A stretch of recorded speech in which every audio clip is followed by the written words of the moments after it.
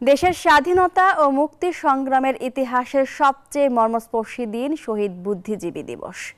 ১৯৭১ সালের বিজয়ের উষা লগ্নে দেশের শ্রেষ্ঠ সন্তান বুদ্ধিজীবীদের হারানোর দুঃসহ বেদনার অধ্যায় রচিত হয়েছিল ১৪ই ডিসেম্বর।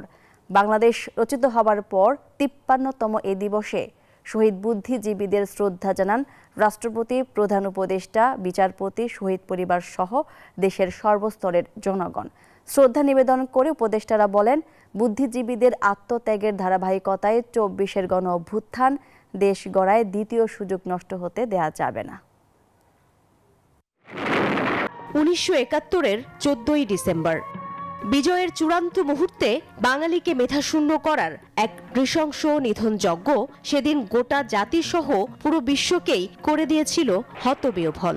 ৯ মাসের রক্তক্ষয়ী মুক্তি সংগ্রামের শেষ মুহূর্তে পুরো দেশের মানুষ যখন চূড়ান্ত বিজয়ের দ্বার প্রান্তে, ঠিক তখনই এদেশীয় নরঘাতক রাজাকার আলবদর আল শামস ও শান্তি কমিটির সদস্যরা মেতে ওঠে বুদ্ধিজীবী হত্যাযজ্ঞে। সেই দুঃসহ দিনটিকে আজও জাতি ভুলতে পারেনি, ভুলতে পারে না। শহীদ বুদ্ধিজীবীদের স্মরণ করতে তাই সূর্যের আলো ফুটতেই বেজে ওঠে বিয়োগলের করুণ সুর।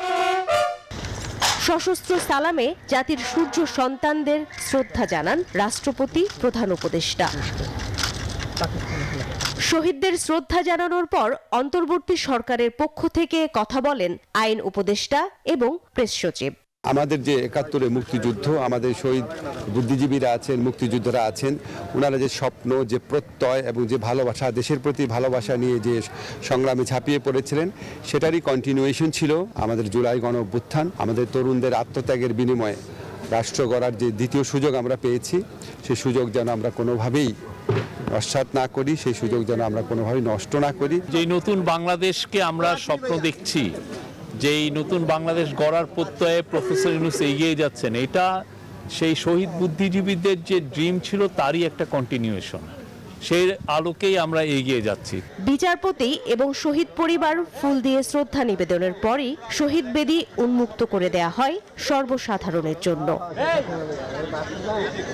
৭১-এর শহীদ বুদ্ধিজীবীদের আত্মত্যাগ, স্বপ্ন আর আদর্শকে ধারণ করেই যেন আগামীর প্রজন্ম এগিয়ে যায়, তৈরি হয় একটি নতুন বাংলাদেশ, এমন প্রত্যাশার কথাই জানিয়েছেন আজকে শহীদ বেদিতে আসা সর্বস্তরের মানুষ।